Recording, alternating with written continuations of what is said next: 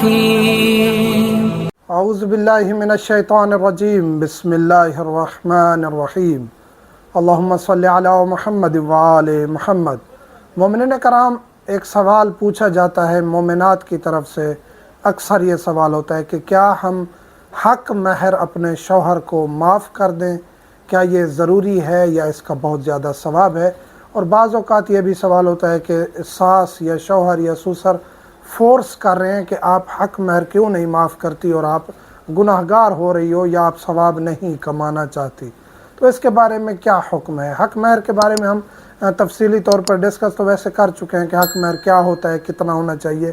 نکاح اور طلاق کے احکام میں ہم وہ ڈسکس کر چکے ہیں۔ نکاح اور طلاق کے احکام اگر دیکھنا چاہتے ہیں تاہم تفصیلات میں جانے سے قبل آپ سے گزارش ہے کہ ہمارے چینل سبسکرائب کر لیں اور ساتھ میں بیل کے آئیکن کو کلک کر لیں تاکہ ہماری تازہ ترین ویڈیوز آپ تک بوقت پہنچتی رہیں۔ چینل پر پلے لسٹ ہے باقاعدہ، اس میں جو لیکچرز ہیں وہ نکاح اور طلاق کے احکام ہیں۔ حق مہر جو شرعی حق مہر ہے وہ کتنا ہے؟ جو رسول کریم صلی اللہ علیہ وآلہ وسلم کے لیے بھی تھا، ان کی بیٹیوں کے لیے بھی تھا، اہل بیت علیہم السلام کے لیے بھی تھا۔ جو شرعی حق مہر تھا مشہور روایت کے مطابق 500 درہم۔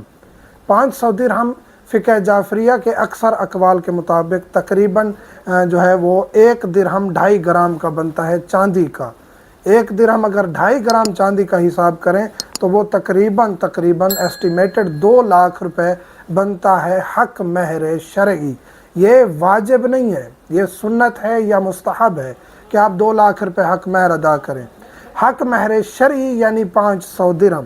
اس کے بعد جو روایات ہیں وہ کہتی ہیں کہ آپ کچھ بھی نہیں دے سکتے تو آپ کچھ تعلیم دے دیں، سورت سکھا دیں، نماز سکھا دیں، بیوی کو زیارت پہ بھی لے جا سکتے ہیں۔ اس کے علاوہ بھی یعنی بہترین صداق وہ ہے، بہترین حق مہر وہ ہے جو شوہر کے لیے ممکن ہو۔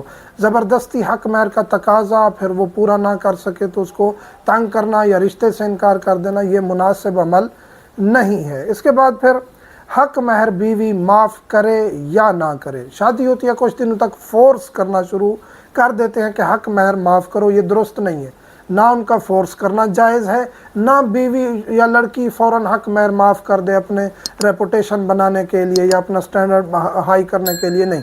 نیا نیا رشتہ ہوتا ہے، آپ حق مہر شرعی لکھوائیں، جو بھی حق مہر زیادہ بھی لکھوا سکتے ہیں، ایک صاحب حیثیت شوہر ہے زیادہ بھی لکھوا سکتے ہیں۔ تو یہ حق مہر جو ہوتا ہے وہ تحفظ ہوتا ہے لڑکی کے لیے، یا یہ نہیں ہے کہ پہلے دن پہلے مہینے حق مہر معاف کر دیا اس کے بعد پھر مسائل بڑھ جاتے ہیں۔